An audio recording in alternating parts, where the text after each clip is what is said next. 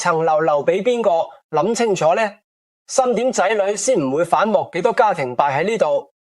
你一世人捱嚟嗰層樓，將來到底想留俾邊個？你可能諗呢個問題，等自己百年歸老先算，遲啲先講都未遲。但我要話，你知一句唔中聽嘅，好多屋企就係因為呢一句遲啲先講，先至喺你走咗之後，兄弟姊妹反晒面，甚至一世都唔再埋台食飯。呢層樓從來都唔淨係磚頭同數字咁簡單，分得好，仔女感激你一世，分得唔好，佢哋可能連你嘅忌神都唔想聚埋一齊。今日我就同你講清楚，3點你一定要諗透，層樓先至唔會變成整散頭家嘅原因。呢3點同層樓值幾多錢冇關，同你有幾多個仔女都冇關，關乎緊嘅係你自己有冇諗清楚，同埋你肯唔肯攤出嚟講你諗唔透。今日呢集就唔算白聽，你諗得透，你屋企將來十居其九都唔會因為呢層樓搞到大家反面呢。而且我要講句唔中聽嘅，好多家庭唔係敗喺冇錢，唔係敗喺仔女唔孝順，係敗喺由頭到尾都冇人肯坐低諗清楚呢5點。等我用一個場面話，你知呢件事有幾真實，有幾貼身。醫院病房嘅走廊消毒藥水味撲鼻，天花板嗰排光管白得有啲刺眼。你有冇喺呢種走廊度企過？就係嗰種你想入去探病，行到門口，你卻聽到入面傳出嚟嘅細細聲爭拗，唔係爭邊個攞多咗湯水嚟餵，唔係爭邊個請假多啲嚟賠，係爭層樓將來點分。老人家瞓喺病床眼閉埋，你唔知佢聽唔聽到，你又唔知佢係咪其實一直都聽到，只不過已經冇力再開聲。呢種爭拗你留心聽，好多時唔會好大聲，反而係好細聲，因為屋企人始終要面子，唔想俾第啲病人屋企聽到。但你細心聽，嗰種細細聲入面嘅火藥味，往往比大嗌大叫仲要濃，因為忍住唔講嘅嘢先至最傷。呢一幕唔係恐嚇，係好多屋企真真正正發生緊嘅場面，只不過冇鏡頭影低，冇人肯講出嚟。你可能覺得呢種嘢唔會發生喺我屋企，我哋屋企感情好好，邊會為層樓爭執？但我要話你知一句，出事之前10個有9個屋企都話自己感情好好。你一世人為咗頭家咁拼命，到最後呢層樓可能唔係俾你留低福氣俾屋企，而係俾你留低仇口，留低一世都解唔開嘅心結。你話係咪好諷刺？最後留低嘅嘢變咗屋企散晒嘅原因。香港人嘅一生，如果你將佢畫成一條線，好多時中間最粗嗰一筆就係層樓後生嗰陣，捱到層樓嘅首期，供到成家立室，供到仔女出世，供到仔女讀完書，供到自己都退咗休，成副心血，其實都躺喺呢層樓上面。你問好多老人家佢嘅身家係乜，佢答你除咗層樓都冇乜第二樣嘢好講正。正因為咁，呢層樓先至變得咁重要，重要到佢已經唔單止係一個瓦遮頭嘅地方，佢係成個家嘅代表，係老人家一世人嘅證明。亦都因為咁，佢先至有能力喺屋企人之間掀起最大嘅風浪。以前嘅想法係傳仔唔傳女，傳大唔傳細，長子長孫天經地義。但你睇下而家嘅仔女，邊個仲會覺得女兒天生就應該少一份？邊個仲會接受得個仔字就有優先權？時代唔同咗，仔女嘅期望同上一代嘅老規矩中間有個好大嘅落差，而呢個落差往往就係好多屋企嘅計時炸彈，滴滴答答，你唔理佢，佢唔會自己停。仲有一樣嘢係香港人特別忌諱嘅，就係唔想講死，唔想講身後事，覺得阿爸阿媽仲喺度講呢啲嘢，大吉利是仲有排講。於是呢個話題就一年拖一年，拖到阿爸阿媽真係瞓咗喺病床嗰度，先至發現原來冇講清楚嘅嘢，從來都唔會自己消失。佢淨係識得喺你唔為意嗰陣越積越大，等你走咗之後先一次過爆晒出嚟。你可能會覺得我哋啲阿爸阿媽唔係唔想講，係唔識點講。的確係好多老人家唔係冷血，唔係唔緊張，屋企反而係太緊張先至驚。一開口就搞到仔女之間有心病，所以索性乜都唔講，等自己百年歸老之後，等法律或者等命運去做呢個決定。但你要明白一樣嘢，你唔做決定本身都係一個決定，而且係最差嗰個，因為你將呢個責任全部推咗俾你，走咗之後嘅仔女，佢哋要喺你唔喺度嘅情況下，自己去消化，自己去諗，點解仲要對住兄弟姊妹唔知點開口？仲有一種情況，我都想講埋，就係而家好多屋企仔女已經唔係全部喺香港，可能有嘅喺加拿大，有嘅喺澳洲，有嘅喺英國，剩翻老人家自己一個，或者同其中一個仔女喺香港守住層樓。呢種情況其實仲要小心，因為距離一遠，信息差就大。喺外國嗰啲仔女好多時淨係聽到片面嘅消息，你喺香港講咗乜嘢，做咗乜嘢決定，佢哋唔喺現場，好容易就會諗多咗，覺得係咪喺香港嗰個仔女近水樓台佔咗啲着數，你人喺外國鞭長莫及，唔通就可以少啲心機打你？我要話你知，距離遠唔代表你可以少講，反而應該講多啲，講清楚啲，唔好淨係靠一個電話三言兩語就當交代咗。第一點，你要諗清楚，你想做嘅係分公道定係還人情呢兩樣嘢。好多人以為係同一件事，其實差好遠。乜嘢叫平分？就係層樓值幾多錢，仔女有幾多個，一人一份數口啱晒，睇落去公道到冇得再公道。但我而家問你，如果其中一個仔女湊你湊足好多年，你病嗰陣係佢喺醫院陪你瞓漸凳，另一個仔女出咗大部分首期俾你哋供樓，但因為要湊自己頭家，冇乜時間陪你，仲有一個結咗婚之後就少你屋企，一年見你唔夠幾次，你話一人一份1/3，係咪就叫公道？你可能會話講得咁盡好傷感情喎，但我要話你知一個現實，唔講出嚟先至最傷感情。你以為唔講大家就相安無事，其實你唔講，每一個仔女心入面都自己有一把尺，自己度緊，自己貢獻咗幾多，自己又應該攞翻幾多。你唔講你把尺點度，佢哋就用自己嗰把尺暗自比較，暗自唔忿氣。呢種唔忿氣唔會因為你冇講出嚟就唔存在，佢只會喺你走咗之後一次過爆發。就好似呢一種情況，兩兄弟一個一直留喺香港湊住阿爸阿媽，湊到出殯嗰日都係佢跑手續跑法事，另一個好耐之前就移民咗外國，一年都未必打得返一個電話，逢年過節先寄張卡，到阿爸阿媽走嘅時候留低句說話，話層樓平分。你估點？兩個都唔開心，留喺香港嗰個覺得自己捱足咁多年，換嚟同移民嗰個一樣嘅份數唔抵，移民嗰個又覺得阿爸阿媽係咪根本冇當佢係自己人，先至淨係平分，唔係特登留多啲俾佢反映唔到嗰種血濃於水嘅感覺。你睇下平分呢個決定，本來想做到公道，結果兩個都覺得自己蝕底，呢個先至係最大嘅諷刺。其實《論語》有句說話講得好貼切，不患寡而患不均。好多人以為呢個均字就係平均嘅均，一人一份就叫均。但你細心諗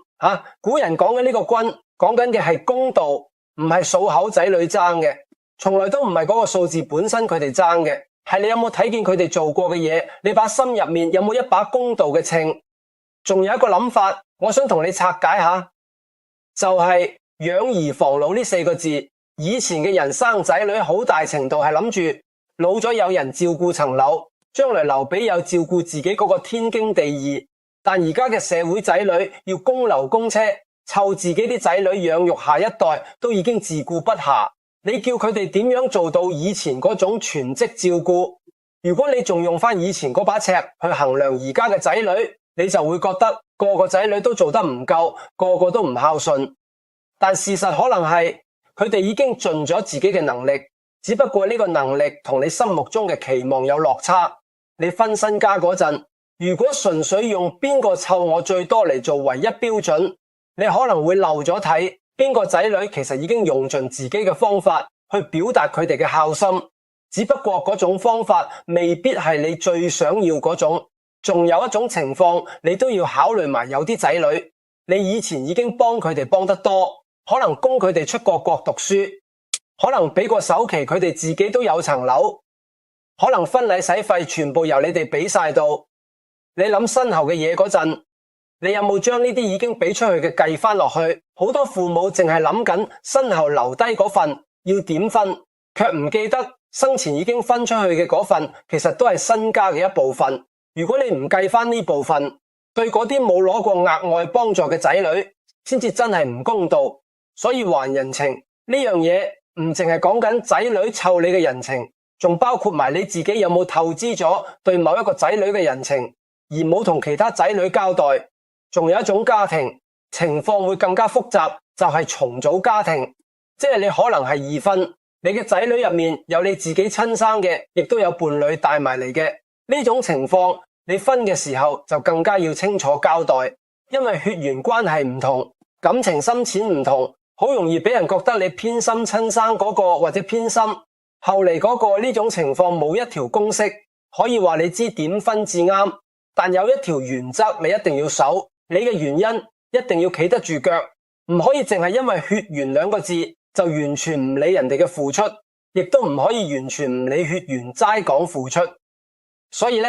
第一點我想你諗清楚嘅唔係逼你去偏心邊一個仔女，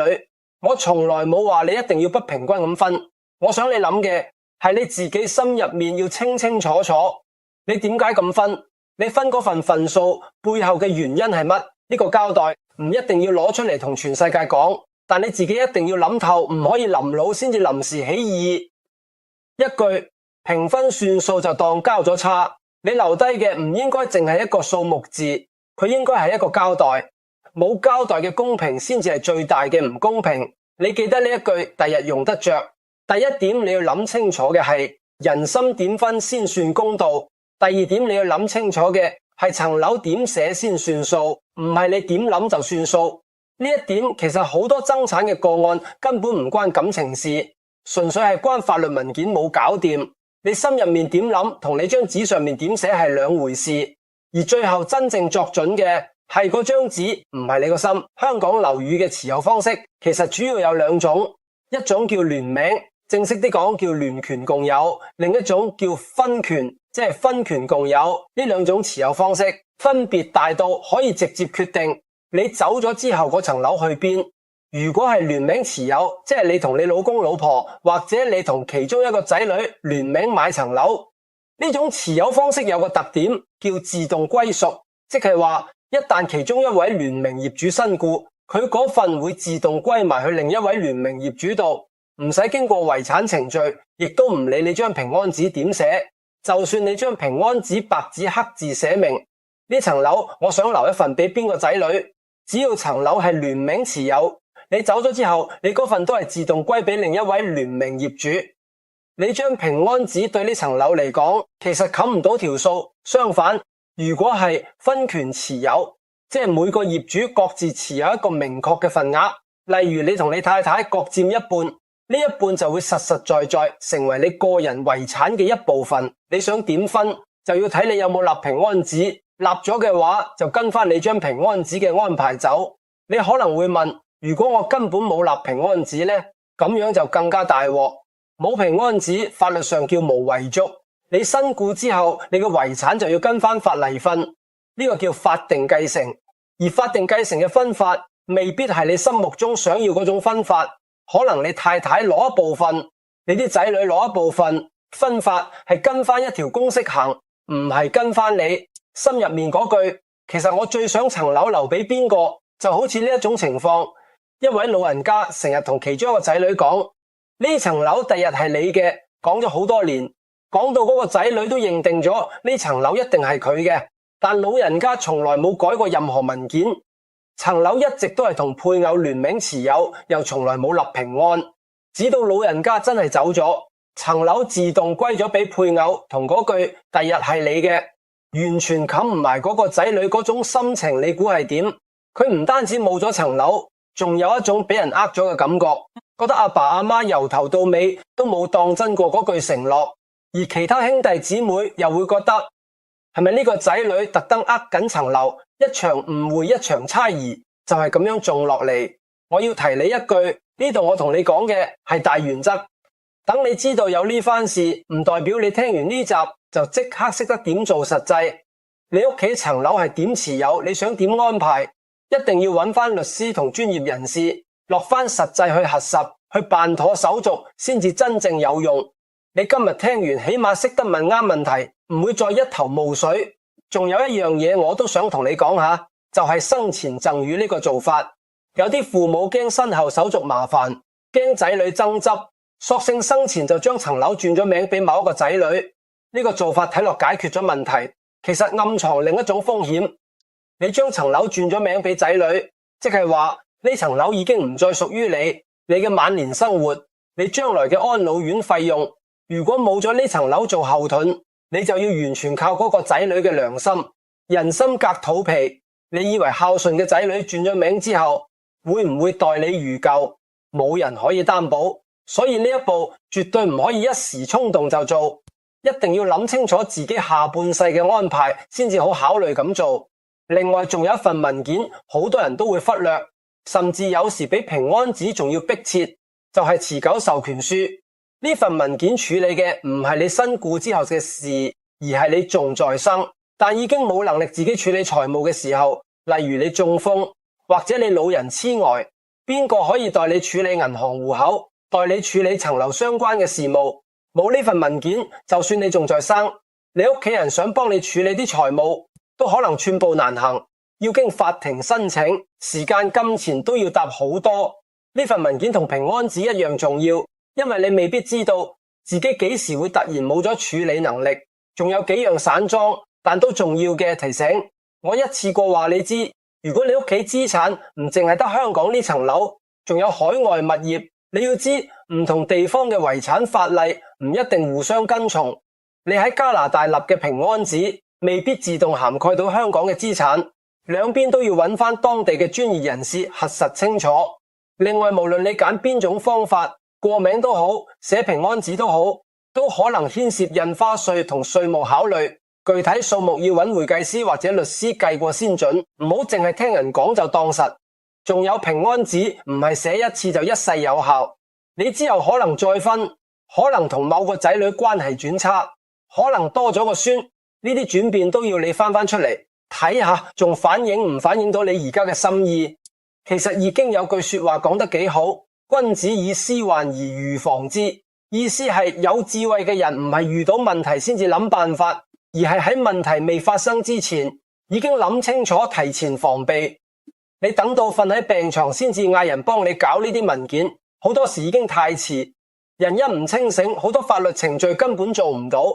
你以為你走咗之後，層樓自然會跟你個心意行？我要話你知你錯，佢只會跟翻張紙行頭兩點。你要諗清楚嘅，一個係心點分，一個係紙點寫。第三點，你要諗清楚嘅係幾時講同點講。呢樣嘢最多屋企忽略，但殺傷力最大，遠遠好過留翻身後先曝光。你諗吓，好多屋企反目，其實唔係因為決定本身有幾唔啱，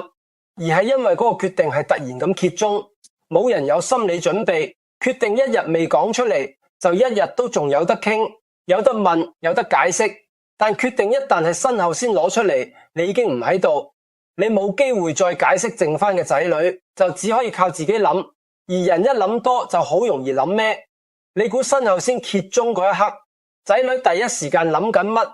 唔係諗阿爸阿媽想點，而係諗係咪邊個喺阿爸阿媽耳邊講咗啲乜嘢？係咪邊個特登呃咗阿爸阿媽咁樣寫？係咪我平時做得唔夠好？呢種猜疑先至係整散一頭家嘅真正嘢，比起決定本身唔公道，殺傷力大得多。因為猜疑呢樣嘢唔會自己停，佢會將以前所有嘅小事重新翻出嚟解讀，將以前唔覺意嘅一句說話都變成證據，去證明果然係咁。仲有一樣嘢，我想你諗清楚。你可能諗我而家唔講係唔想仔女掛住呢啲嘢，係為咗佢哋好，但你要知仔女嗰邊嘅諗法好可能完全相反。你越唔講，佢哋越會諗，係咪阿爸阿媽唔信任我哋？係咪阿爸阿媽驚我哋為咗層樓而唔孝順，先至唔敢講你嘅沉默？本意係保護仔女，落到仔女嗰邊，卻變咗一種唔信任嘅信號。呢個誤會，你唔講清楚你嘅本意，佢哋係唔會估到嘅。相反，如果你生前就攞呢啲嘢出嚟講，效果完全唔同。你唔一定要開一個好正式嘅家庭會議，可以就係食飯嗰陣隨口帶出嚟講，話你自己諗緊點分，點解咁分，然後俾仔女有機會出聲，有機會問，甚至有機會唔忿氣。喺你面前講出嚟，你可能會問，講咗佢哋唔忿氣，咁咪一樣傷感情。我要話你知，喺你面前唔忿氣，同喺你身後先至唔忿氣，兩件事嘅結果差天共地。前者你仲有機會解釋，仲有機會安撫，仲有機會令佢哋明白你嘅苦心。後者你已經唔喺度，冇人可以再解釋，個唔忿氣就會一直積落去，變成幾十年嘅心結，甚至傳埋落去，落一代兄弟姊妹之間，行行企企都帶住呢條刺。你可能會問，咁樣嘅說話點樣開口先至唔會顯得突兀？我俾你一個簡單嘅提議，唔使揀一個好正式嘅場合，反而揀一個平常嘅時間，例如一齊食緊飯，或者一齊睇緊電視新聞。講到樓市，順口帶一句，不如講下我哋層樓將來點打算，唔好一開口就係我決定咗點分。呢種講法好易俾人感覺係宣佈，唔係商量。反而你可以話，我心入面有個諗法想聽下你哋點睇呢種講法，仔女先至會覺得自己有份參與，唔係純粹被通知。講到呢度，我都想同啲後生一輩講句，唔一定要等阿爸阿媽開口，你哋自己都可以主動提出嚟傾。你可能會驚，我提出嚟講，會唔會俾人覺得我心急層樓，我唔等使費未使就想住分身家？呢種顧慮好正常，但你可以換個角度講，唔好一開口就講錢。你可以話，我驚你哋將來啲文件唔齊全，想同你哋一齊睇。有咩要早啲搞掂？用關心嘅角度切入，遠遠好過用金錢嘅角度切入。阿爸阿媽都會更加容易接受。我想同你講返風水嘅角度，好多人以為風水就係屋企擺設點擺，門口向邊鏡照邊度。其實真正嘅風水係流通，係光線暗處嘅嘢先至會生蟲，先至會發霉，攞出嚟見光嘅嘢先至會穩陣，先至唔會腐爛。屋企嘅風水都係一樣，你屋企啲心事，你屋企啲決定收埋喺暗處，日子耐咗一定會發酵，一定會變質。攞出嚟講，就算講完之後屋企人有少少爭拗，都好過收埋一世，然後喺你身後一次過大爆發。論語都有講，君子坦蕩蕩，小人長戚戚。坦蕩嘅人心事攤得開，唔使成日提心吊膽，反而心事收埋唔敢講嘅人，先至成日活喺憂慮之中。你屋企嘅安排你唔講，唔代表冇人估。仔女其實心入面一直都喺度估緊，估唔到佢哋就自己諗，自己諗就容易諗多咗，諗歪咗。你早啲攤出嚟講，佢哋起碼知道你嘅心意，唔使靠估。你可以想象兩種畫面，一仲係一家人坐埋一齊食飯，阿爸阿媽將心意講出嚟，仔女有嘅贊成，有嘅唔忿氣，但起碼講出咗嚟，事情攤喺陽光下面。另一種係一家人坐喺律師樓聽緊平安紙宣讀，個個面色一路聽一路變，有人愕然，有人眼濕濕，有人面黑，事情已經冚唔返轉頭。呢兩種畫面，你想你屋企將來變成邊一種答案好明顯，但偏偏好多人選擇咗後者，唔係因為佢哋想，而係因為佢哋一直逃避，一直話遲啲先講，一拖再拖，拖到冇得再拖。真正嘅風水唔喺你間屋點擺喺你頭家嘅心事，有冇擺得平？你記住呢一句，講到呢度你應該明，層樓從來都唔係問題嘅根源，問題喺人心點擺。你點分先算公道？唔喺你有幾多錢分，喺你有冇睇見仔女嘅付出。你點寫先算數？唔喺你個心點諗，喺你張紙有冇跟到你個心。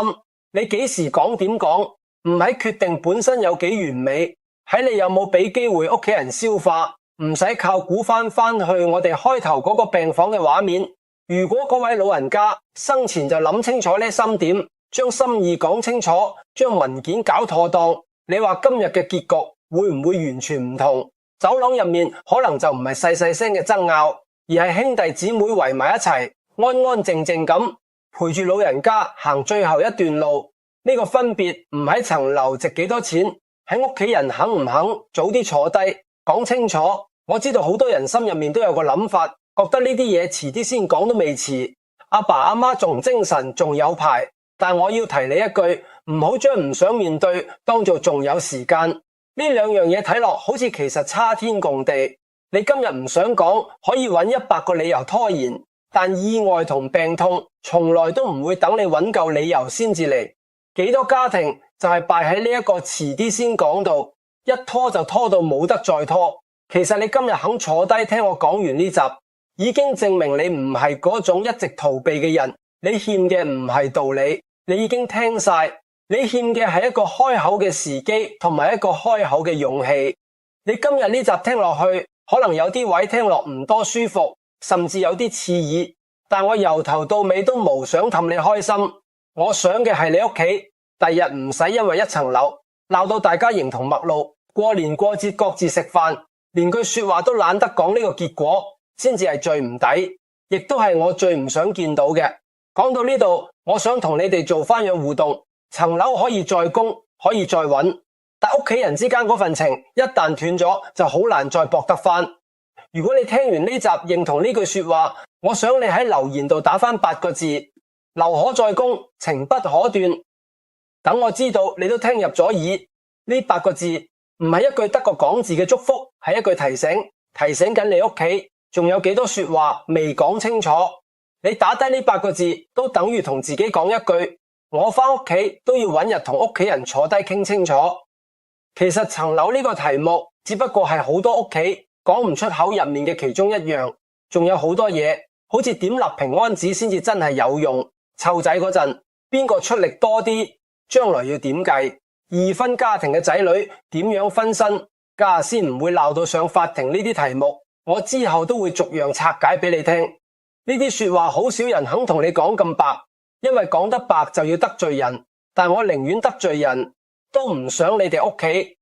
將來因為冇人講清楚而搞到反目成仇。如果你聽完覺得有啲道理，我想你做多一步，將呢集片分享俾屋企人睇，分享俾你屋企嗰個成日唔想講呢啲嘢嘅仔女睇，又或者分享俾你嗰位成日話遲啲先講嘅父母睇，因為呢類說話你自己講好易變成爭拗，等第三者講反而大家都聽得入耳。呢一集片可能就係嗰個幫你哋屋企打開話題嘅缺口。記得撳低訂閱我哋下一集，繼續同你哋將呢啲屋企人唔敢講但一定要講嘅嘢一樣一樣攤開嚟講清楚。